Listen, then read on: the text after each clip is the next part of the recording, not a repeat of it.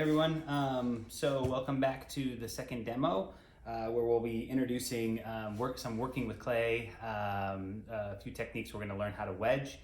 We're also going to learn how to roll a few slabs out and how to make a few pinch style half spheres that we're going to later connect to make full spheres. So the first thing I'd like to do is just introduce kind of the contents of the ceramic toolkit that you all are supposed to have, that you're supposed to purchase. So within that, you're going to find a few things. So you're going to have your sponge. So this sponge is for like detail work, for wetting down, like working with projects, cleaning up stuff. It's a detail sponge. It's not for wiping up the entire surface of your table. That's going to be your larger sponge. So we have a sponge. We also have a wooden rib, so this is going to be great for texture, for kind of compression of things, and kind of seams and stuff like that too as well. I want to note that a lot of this kit is kind of geared towards the pottery wheel, but we'll use it in hand building too.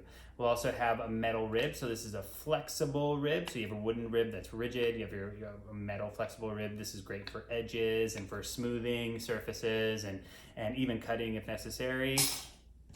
Pin tool. So the pin tool is used for kind of course, perforating, but also for like sketching or illustration work or fine detail work if we need to get in the edges and clean up stuff and score and do that sort of scoring and doing that sort of stuff, which we'll get into. It also has a set of wire tools, which are used for kind of cutting clay out of the bag or something like that, or slicing things too as well. We have a fledgling knife here, which is going to be used for cutting and slicing and detailing and that sort of thing. It has kind of a flexible metal tip here, metal blade, and then a wooden kind of handle. It doesn't cut very straight. I asked you to get an X-Acto blade. You'll actually get a really more a clean cut with that, but this is going to be in your toolkit. Then we have your wooden knife too as well. So this is going to be great for just making quick cuts, coming back in and detailing, carving out stuff too as well. So all of these tools, people might use them differently. One might become your favorite tool, one you might despise. It just, it's to each their own. But this is kind of all you're really going to need to get, this is like an essential besides your hands of kind of having in the studio. Okay, so first I want to demonstrate wedging clay. So there's kind of a lot of things to consider when you're thinking about wedging clay. And basically we're doing a few different things when we're wedging. We're removing any air that has been put into the clay through the process of making it or through reclaiming it. So why is that bad? Air inside the clay, as you'll see as you start to lay slabs out or anything like that, it will build air pockets, and you'll actually get these bubbles in the clay that can blow out during the firing and actually kind of ruin a piece or pit a surface or become some sort of an aesthetic kind of blemish or something. So it's a kind of a strength and integrity sort of thing. And also we're wedging to remove any debris or any material that might have made its way from the table or from during the reclaim process. You'll be surprised what you end up finding when you start reclaiming your clay, tools and things like that. So wedging is a way to kind of start to remove some of those. It's also a way in which to start to align the particles. So clay is made up of a number of different particles that if we start to kind of align them, it actually helps with strength. So those are a few different things that wedging is good for. So some things to consider when you're wedging is the height of your table. This is like a perfect height for me, this table. You want it to be kind of at your hip, just below hips. So my hips are like right here. So just below your hips, if you were to lean on the table, that's gonna be great. If you're really, really, really, really tall, and you're trying to wedge, you're gonna have to like arc your back in this strange position. It's actually really bad for your back. And if you're really short, it's the same thing. Like you can imagine trying to wedge if you're really, down on something this height, and you have to like wedge like this. So it's gonna be really, really difficult. So you want to find a surface that's about like this. Some tables, if the table's too small for you, look around for something to stand on. There's a number of different benches or different things that you can kind of stand on to just elevate yourself a little bit. If not, we'll find you a different surface to kind of wedge on. But they should be fine. All of these tables should be fine. I don't think there's anybody who's really short that would be a big deal. Okay, so first thing I like to do is kind of prep my surface. So you want to make sure the surface you're wedging on is clean. We can wedge right on top of the tables that we have here. We have a designated wedging area in the ceramic studio, which is a plaster place right kind of by where I lecture in that area. There's a plaster place.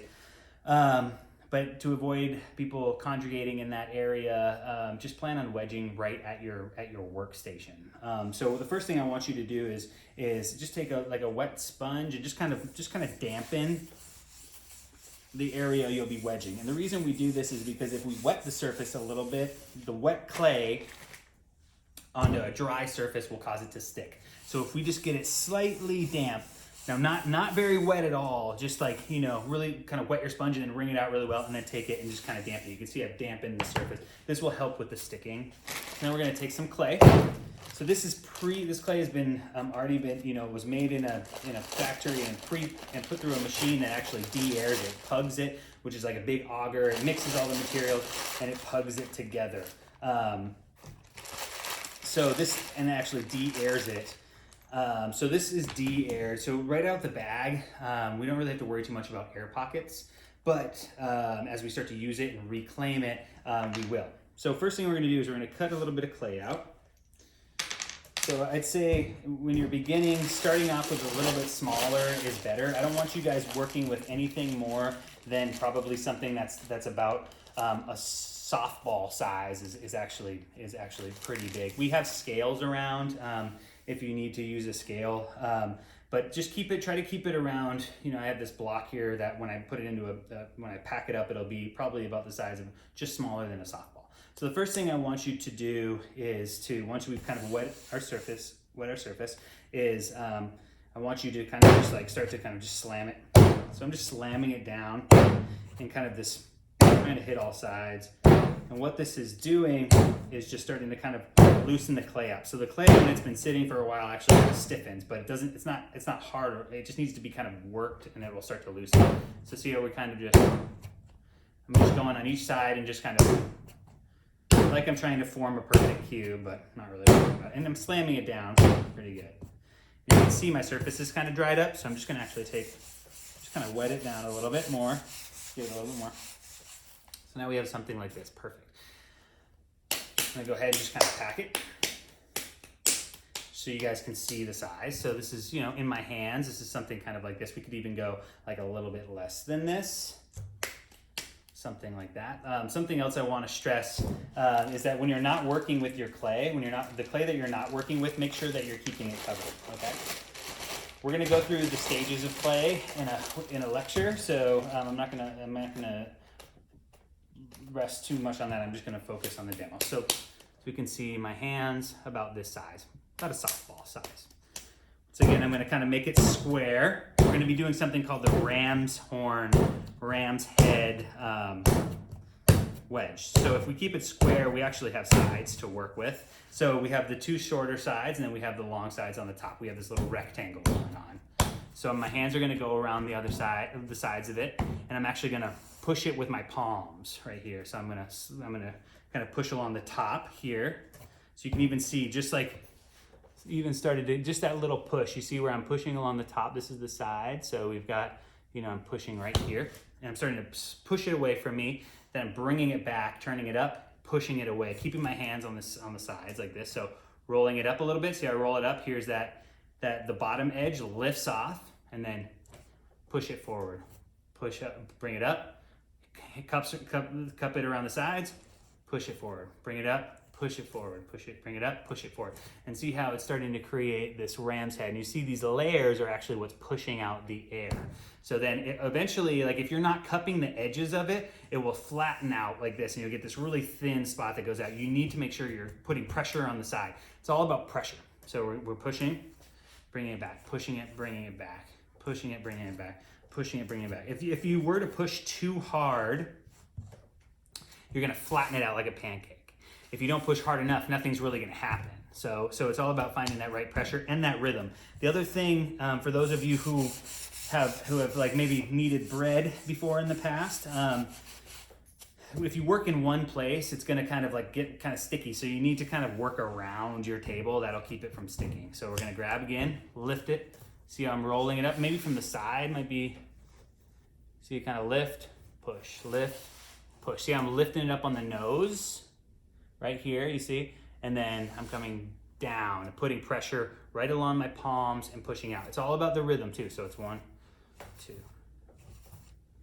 So then after you get this rhythm, it's gonna be, at first you're gonna be kind of like jerky and trying to figure it out. It's gonna be squishing out. It's really important to make sure you kind of harness it back in. So I'm actually bringing it back in, putting pressure in like this and then out like that. So bringing it up, in, out, like that. So this is the ram's horn wedge. And as you get a little bit better at it, you can start to kind of, this will take some time too.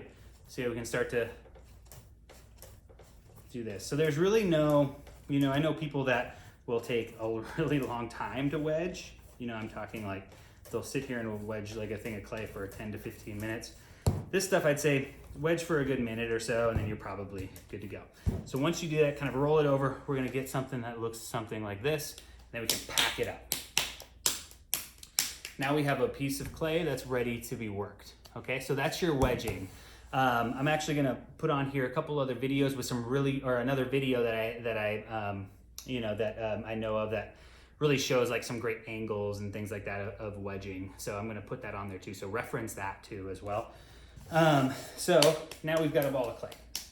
So for our assignment, you guys can check the assignment. I'm asking you to have 2 slabs, and I put on there at least 5 by 5 inches. You don't need to get a ruler out, just kind of guesstimate something, the size. But you need to have at least 2 slabs that are 5 by 5, and then I think, let me double check. 4 pinched half spheres. So 2 that will go together. And 2 halves that'll go together, another 2 halves that'll go together to make 2 spheres, hollow spheres. So first we're gonna start off and I'm gonna show you guys how to roll a slab.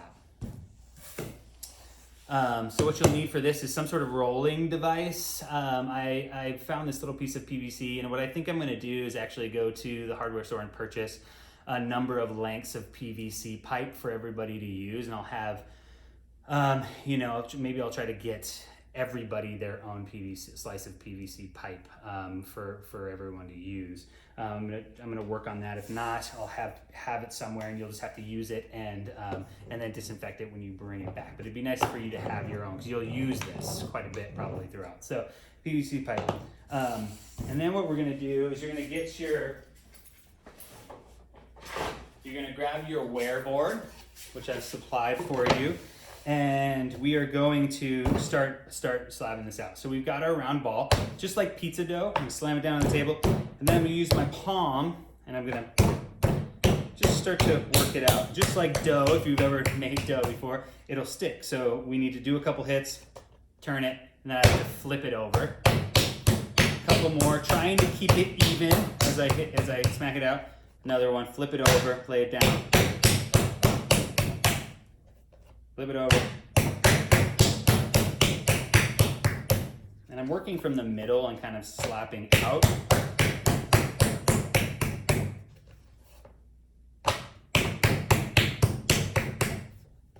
And I keep flipping it, just like pizza dough. I'm stretching this out. Every time I turn and flip it, I'm actually stretching it. I could actually do another one. And this is a Korean technique that, of rolling slabs out without using any sort of things. Basically, you're just grabbing it from an edge, being really gentle, and then laying it down so it's actually stretching the material. So now that I've got a slab here, you can see that some spots are a little bit thicker. I'm actually going to take this and start to roll it out. The one thing that's really important is you make sure it's not stuck. So I like to lift it, just make sure that it's not stuck to the table. And now as we start to do this, I like to really gently start to roll out the edges. I don't want to see you like, because it's just going to squish it out. So what I do is I put pressure on the middle and I just roll it across my palms, right out to the edge, stop around the edge, do a couple rolls, and then flip it. It's already starting to get a little stuck. Roll it out, roll it out. So I think anywhere from about a 1/4 inch to a 1/2 inch on the really thick side would be about a 1/2 inch. I would stick between 1/4 inch and 1/2 inch. It will give you a nice workable slab. So that would be a slab. See the thinness of that? And this is the size here. So I'm guessing we're close to kind of, you know, maybe 11 inches in diameter here with this slab. So I said 5 by 5, but feel free to make them slightly bigger and then maybe one slightly smaller. You're gonna need it. We're gonna use these to assemble our composition. So like having a bit of a variety will be better for you in the long run. But at least have 2 5 by 5. You're gonna probably, if you just do 2 5 by 5, you're gonna have to make more, but you're gonna probably have to make more regardless, but I just want you to get used to making slabs. So the next thing I want you to do is, one second here, I'm gonna prep some plastic. So now that we have our slab put out and ready to go, it's going to be time to kind of store it away. So it's so humid in here right now, like things aren't going to dry very fast. So we'd probably be okay leaving this on the wear board and then letting it go overnight. The thing about it is the wood will suck up the moisture and it'll actually dry your slabs out pretty quickly. So I like to get a little bit of plastic underneath. But let's say you just roll these out during the day, and you're gonna go, you have another class, you're gonna eat, you're gonna make it back out here like, you know, maybe like 5 o'clock or something, or 5 or 6. You'd probably be fine just covering this without leaving any plastic underneath it. Now, if you're not gonna come back for a full day, you're not gonna come back till, you know, tomorrow or something like that, you might wanna get a little bit of plastic in between the wear board and your clay so that the wood doesn't suck up the moisture out of the clay. So take our slab, lay our slab right on the plastic, right on our wear board. Now we've got a protective kind of layer of plastic, and then the thing that will be nice. So these nice little cuts of plastic are really great for some stuff like this.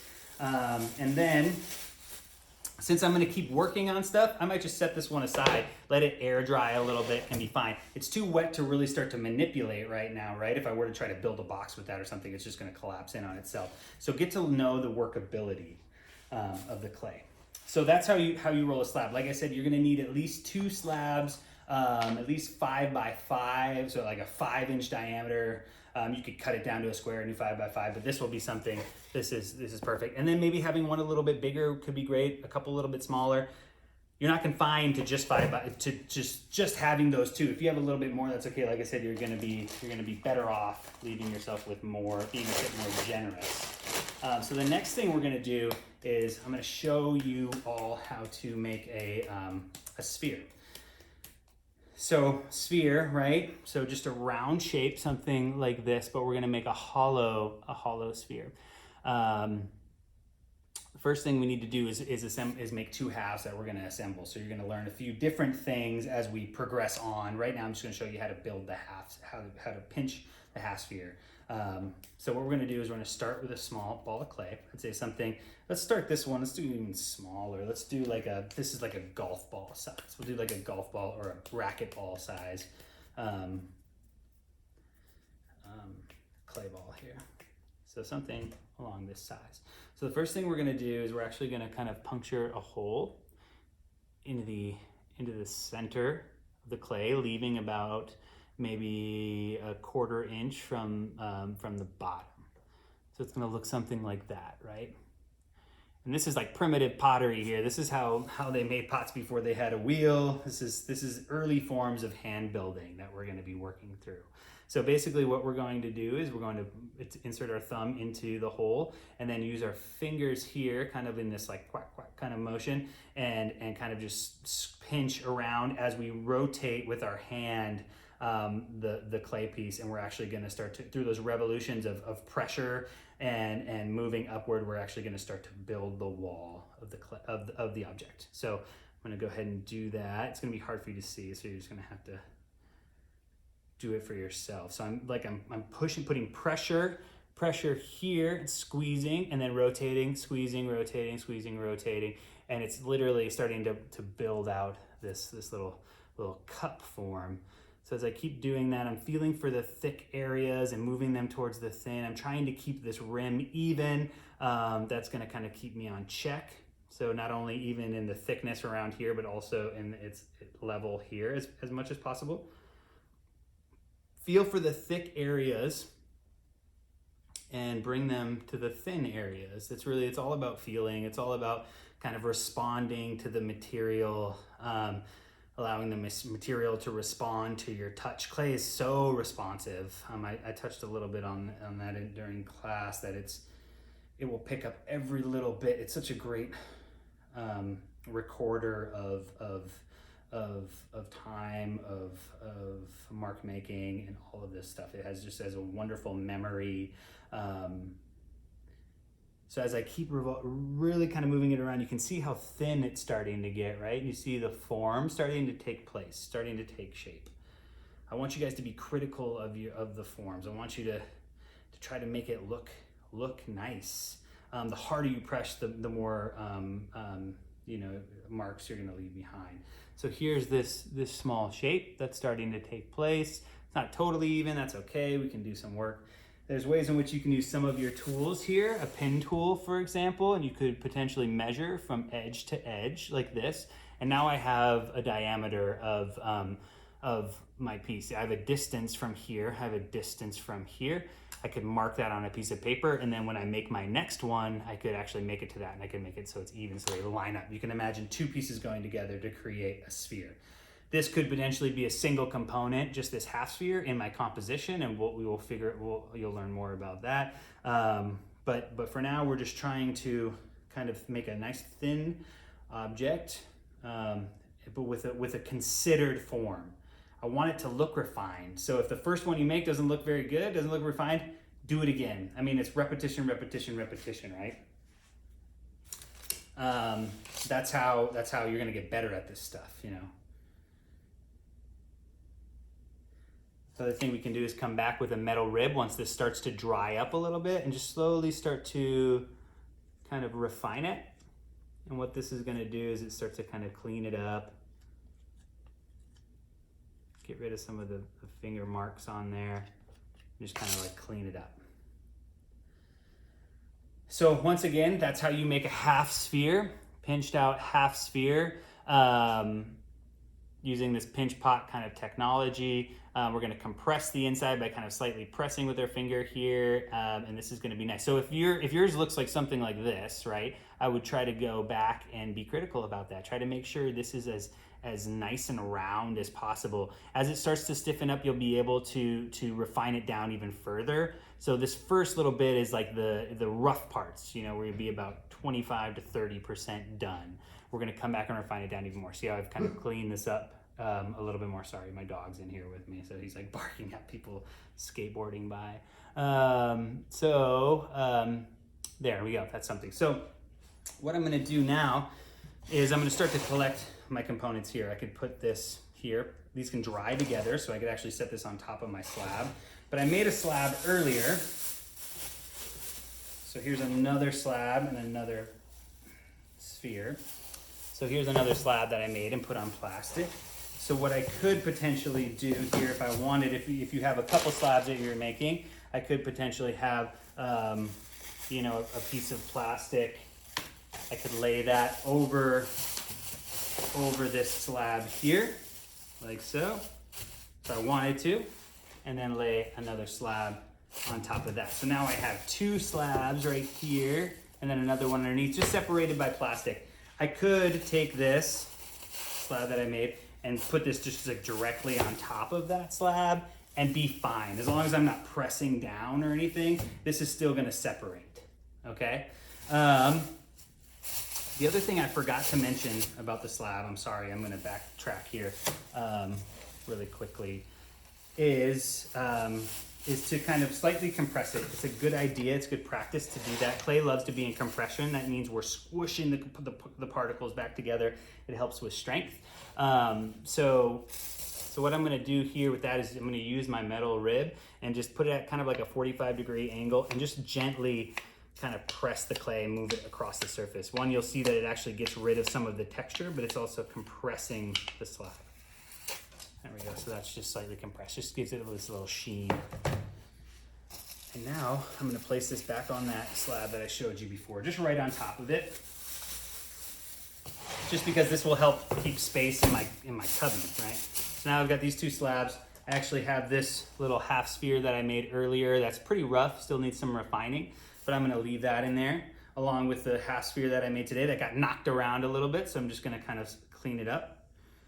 And then I'm gonna let it sit. So if you guys are going to leave to eat dinner or something, you could potentially, you're gonna be back after dinner, you're gonna be back relatively quickly, you could lightly cover something like this, allow airflow to come in here gently and kind of dry things out. It's pretty humid, it's hot and humid. You can tell I'm sweating in here, it's just super hot as I'm giving this demo. But if you could probably leave these uncovered like this in your cubby space and come back and they'll start to tighten up a little bit. You're gonna need to get used to the stages of clay and its workability. Is it too rigid? Is it starting to stiffen up to where you can't work with it? Is it too wet? You're gonna need to learn how to manipulate the material, and through that, only through doing it is the craftsmanship really gonna start to kind of grow. So give yourselves time. Know that just rolling the slabs out, they're really difficult. So I want you to be critical. If it doesn't look nice, if it looks terrible, do it again. Get rid of it. We have all this material, we can reclaim it. If you get rid of it soon enough, you could actually just put it in and re-wedge it. Listen to the air bubbles popping as you're wedging and you're doing that sort of stuff. But I want you to be kind of critical of it and try to do something that I want you to make it look nice and have some integrity when we're building these things. Your final project will thank you. So the next thing I'm going to do is I'm going to drape. I'm not going to get back to this until sometime tomorrow. So what I'm going to do is just kind of come in, cover it really well. So the first thing I want you guys to do, we got to think about this idea of studio flow, a rhythm within the studio, and that's starts with understanding the drying process of clay. It's one of the most important things when it comes to making things out of clay. So the first thing I want you guys to always do when you come in is check the things that you made the day before, the night before, a couple hours before, whatever, what have you. So first thing I'll do is see how this is wrapped up really well. So I've tucked all the sides in. This is the way you'd like to tuck this thing in to go to bed, basically. Like you're tucking all the sides and you don't want any air coming in. It's well wrapped. It's going to stay hydrated in there in that hydrated environment. So the first thing I want you guys to do is to come and just check the consistency of the clay. You can feel it. You're like, oh, it's starting to kind of dry up a little bit. It still needs to get a little drier. Class is going to start in a little bit. I'm going to leave this uncovered. So I'm going to uncover everything. I'm going to let the air start to do its work. If you leave it really wet and things don't dry up, you won't be able to build with it. It needs to be at a certain working consistency before you can do anything. It's like glazing a cake or something like that when it's way too wet or still too hot out of the oven. It just falls apart. You need to learn that workability. You need to find that perfect moment to work with stuff. And we're gonna through this course. It's going to take you a long time to do that. And that's the number one thing. People are like, it's just not working. I can't get it. It's not doing it. Usually you're not being patient enough with the material. You're rushing it. Or you're getting to it too late. If it's too hard, it won't work with you that way too. You'll fight it the entire time. Too wet, you'll fight it. Too hard, you'll fight it too as well. So that's just a little thing. I want you guys to be cautious of where your work is at and when you're coming into the studio. So we're going to cover this back up. Once they turn the air on here, when it starts to get colder, it will dry the studio out. We'll actually have to talk about spraying our work down as we put it away. But see how I've tucked it underneath? So when I set this in my cubby, see how we have this flap here? It's actually getting tucked under, just like that. There we go. So now air won't be able to get in, and this will stay nice and hydrated. Okay, so this would go into the cubby space. So now let's say we have a bunch of clay debris that's been sitting out now, and it's hard. So I can't really work it anymore. It's not worth me putting back into my clay bucket. Anything that's soft and workable that you can squish into a ball nicely, you can work. Put that right back into your clay bag and seal it up real tight. Anything that's starting to get a little bit hard and rigid, we can reclaim. So reclaims, basically we're breaking the material back down with water and then reconstituting it and then re-wedging it into workable, malleable plastic clay. So that's where your 3-gallon bucket is going to come into place. So you're going to take the hard material, the leftover scraps after your slabs start to dry out. You can't wedge that stuff back up, so you need to reconstitute it. So take it, you're going to break it up into small chunks and then place it into your bucket. okay? And then once you start to build up a little bit, we'll add a little bit of water and we'll start to break it back down. We'll also be able to use that as a slurry for slipping and scoring. So I want you to start thinking about reconstituting your materials, and this can kind of live in your cubby, or those of you who have put some space underneath the table to do that. Make sure you have your name on it and everything's labeled. So once again, a quick recap. Wedging, went through wedging, we went through slabs, and we went through building half spheres to then we'll start to attach later on.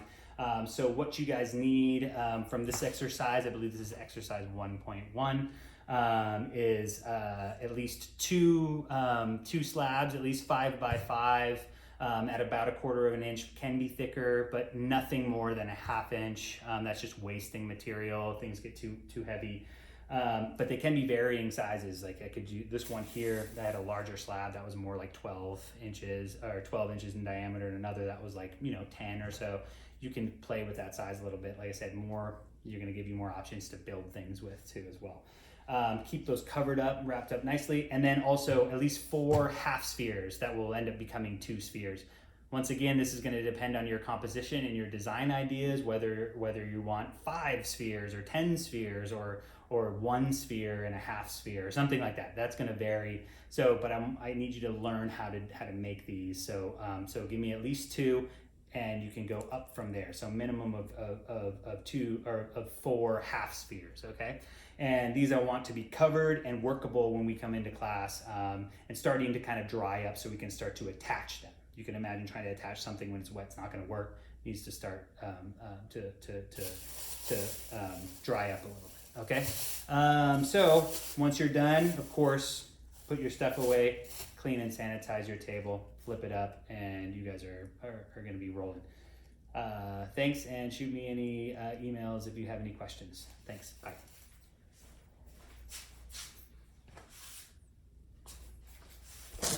Figure I'd just show you my studio partner. All right, thanks.